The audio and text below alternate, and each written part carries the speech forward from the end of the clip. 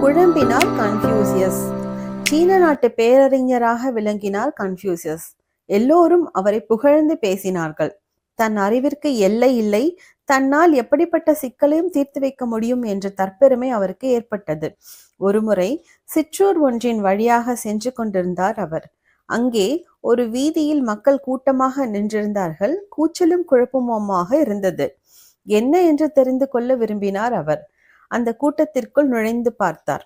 அங்கே 2 சிறுவர்கள் ஒருவரோடு ஒருவர் சண்டை போட்டு கொண்டிருந்தார்கள். அதை பார்த்து கூட்டத்தினர் ஆரவாரம் செய்தார்கள். அதை எதிர்பாராத கன்ஃபியூசியஸ் எரிச்சல் அடைந்தார்.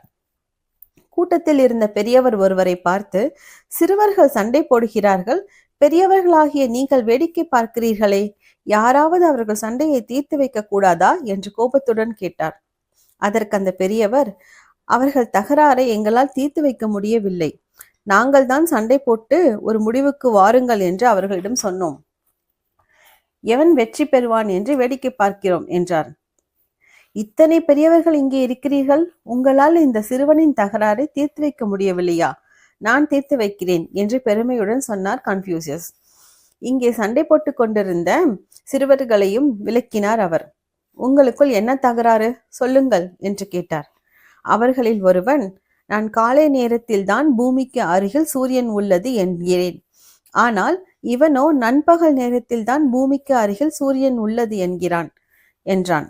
அந்த சிறுவர்களிடம் இப்படிப்பட்ட சிக்கலை கன்ஃபியூசியஸ் எதிர்பார்க்கவில்லை. என்ன பதில் சொல்வது என்று அறியாமல் குழம்பினார்.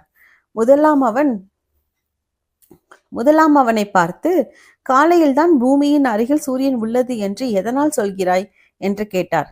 ஐயா, அருகில் இருக்கும் பொருள் பெரியதாக தெரியும், தொலைவில் இருக்கும் பொருள் சிறியதாக தானே தெரியும். இதை நீங்கள் ஒப்புக்கொள்கிறீர்களா? யாராலும் மறுக்க முடியாத அறிவியல் உண்மையாயிற்றே, எல்லோரும் ஒப்புக்கொண்டு தானே ஆக வேண்டும். ஐயா, காலையில் தான் சூரியன் அளவில் பெரியதாக தெரிகிறது, நண்பகலில் சிறியதாக தெரிகிறது. அருகில் உள்ள பொருள் தான் பெரியதாக தெரியும், தொலைவில் உள்ள பொருள் சிறியதாக தெரியும். அதனால்தான் காலையில் சூரியன் பூமிக்கு அருகில் உள்ளது என்றான் அந்த சிறுவன். அவன் விளக்கத்தை கேட்டு அவர் மகிழ்ச்சி அடைந்தார். அருமை அருமை, உன் கருத்தை நானும் ஏற்றுக்கொள்கிறேன். சூரியன் காலையில் தான் பூமிக்கு அருகில் உள்ளது என்றார். குறுக்கிட்ட இன்னொரு சிறுவன், ஐயா, என் கருத்தையும் கேட்டுவிட்டு பிறகு முடிவுக்கு வாருங்கள் என்றான். சரி, நீ என்ன சொல்ல விரும்புகிறாய், சொல். ஐயா, வெப்பம் தரும் பொருட்களுக்கு அருகில் இருந்தால்தான் வெப்பம் நம்மை தாக்கும். தொலைவில் செல்ல செல்ல வெப்பத்தின் தாக்கம் குறைந்து கொண்டே வரும். இதை நீங்கள் ஒப்புக்கொள்கிறீர்களா? எல்லோரும் இதை ஒப்புக்கொள்வார்களே. சூரியன் வெப்பம் தரும் பொருள்தானே? ஆமாம், சூரியனின் வெப்பம் நண்பகலில் தான் நம்மை வாட்டுகிறது, காலையில் அல்ல.